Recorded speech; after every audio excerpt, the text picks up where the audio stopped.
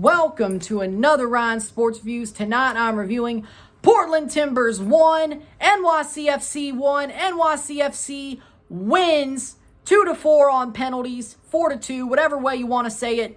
NYCFC are your 2021 MLS Cup champions. Yes, we are reviewing the 2021 MLS Cup final.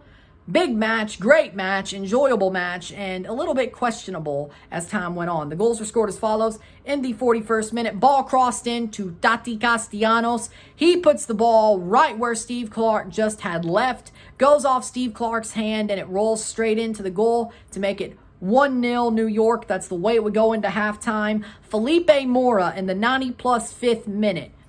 Mabiala goes for a header. He fouls Chanot, or at least Chanot thinks he did. No call. Ball falls to Niazgoda. He takes a shot, blocks off, and rebounds off an NYCFC player. Gets to Felipe Mora. Felipe Mora puts it into the far corner and puts it past Sean Johnson to make it 1-1. Sends it to extra time. There's no goals in extra time. We go to PKs. NYCFC starts with Tati Castellanos.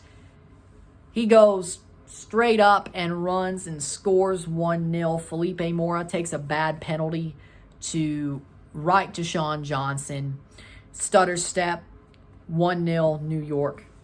Alfredo Morales misses his penalty. Steve Clark makes a save in front of the Timbers Army. Morales cannot score, but Valeri, with his last moment as a Portland Timber most likely, does not score. He misses, saved by Sean Johnson. Maxi Morales Panenkas Steve Clark to make it 2-0.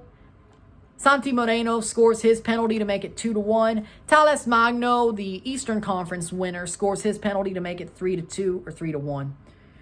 Then Paredes scores his to keep Portland alive, and it is 3-2. But Ismail Tajuri Shradi, the winner of the game against the Revs, penalty shootout, he wins another one, wins the MLS Cup for New York City FC, puts it past Steve Clark to make it 4-2 on penalties.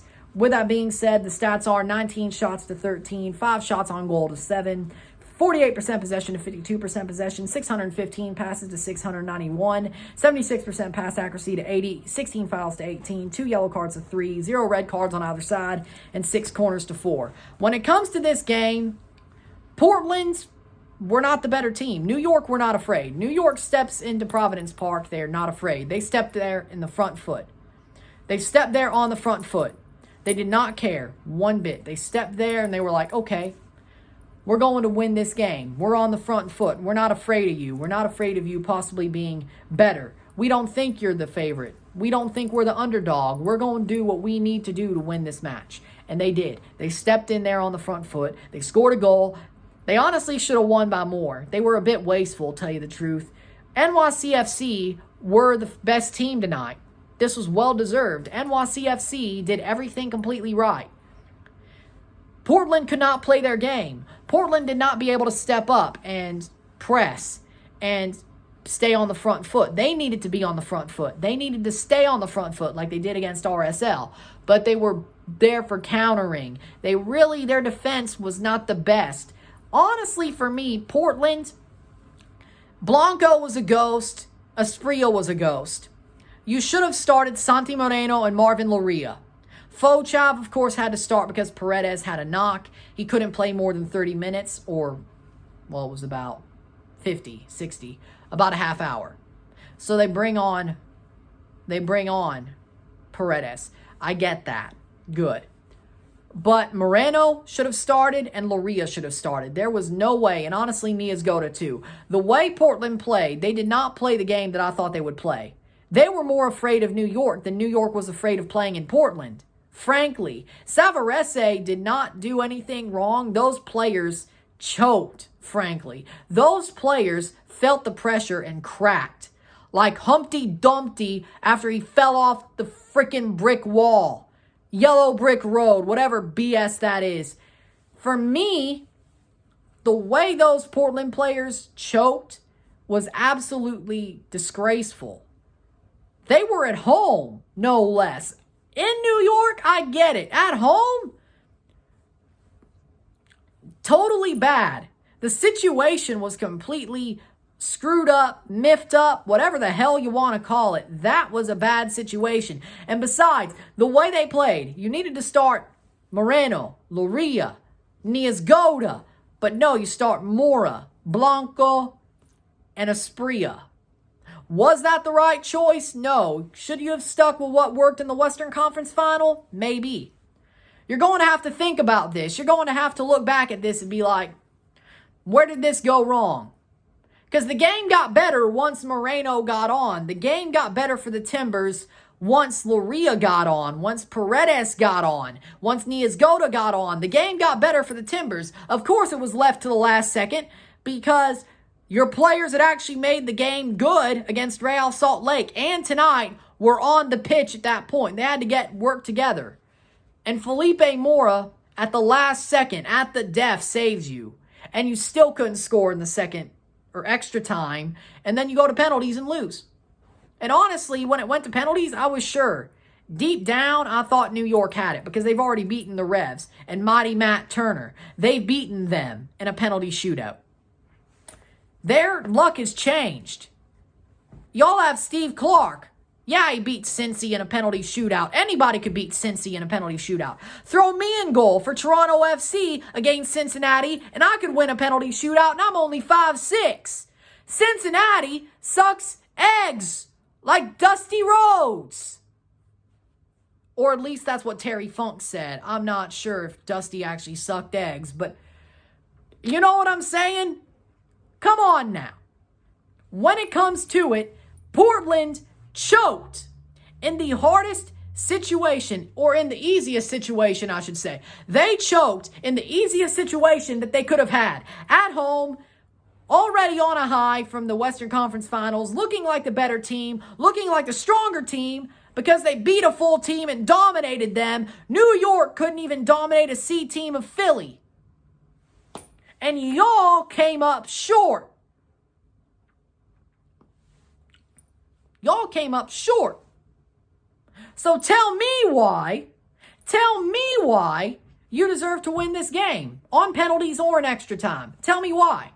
Yeah, Mora was lucky. He sent you deeper into the match. What did you do after that? You pushed the pressure. Did you score? No. Did you honestly have any chance? There was 100% to score. That Valeri chance was your best one, where he cut up the defense. What does Paredes do? If Valeri holds that, I think he scores. And he should have held it. I don't know why he didn't.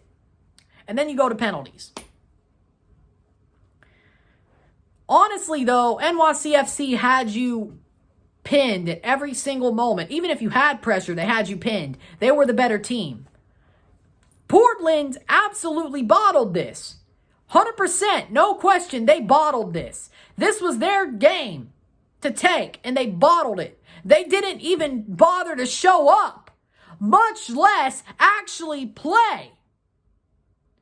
It's like a team of Ghostbusters were playing on the pitch, and Stay Puft actually had your ass this time. Tell me why.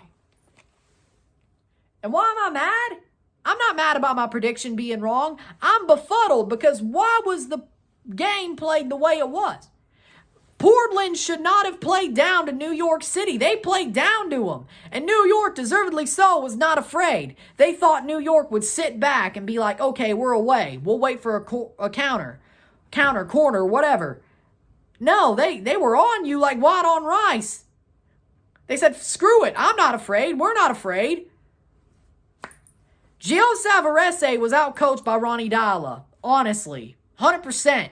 There is no question about it whatsoever. Ronnie Dalla outcoached Gio Savarese. Point blank, period. Simple as.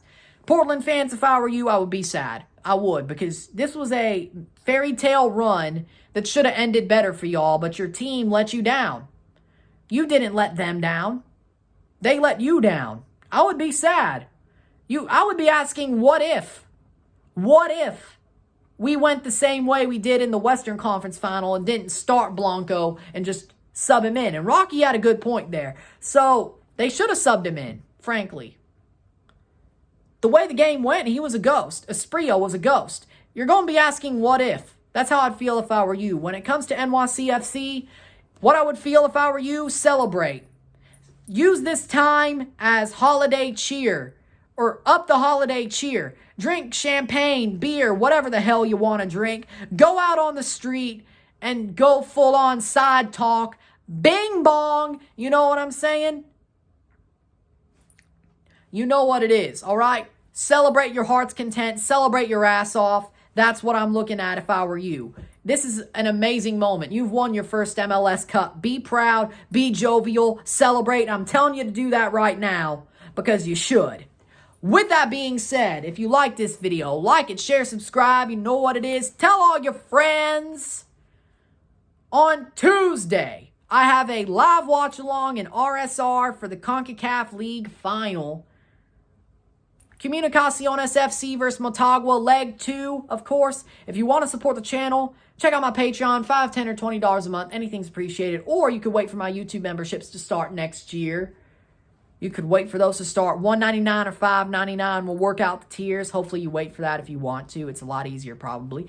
And there you go. If you also want to support, also like, share, subscribe. Hit that big red bell notification once you subscribe. Super chats on the live streams. I'm expecting some for the final and the CCL draw. Come on now. Put this in playlist. Share this with your friends and family. All that great stuff. Congratulations to New York City FC. I'm Ryan and I'm out. Peace. See you later. See you Tuesday. Actually, no, Monday, I have a mock CONCACAF Champions League draw. So actually, see you Monday, then Tuesday, and then Wednesday. I'm out. Peace. Enjoy this, New York fans.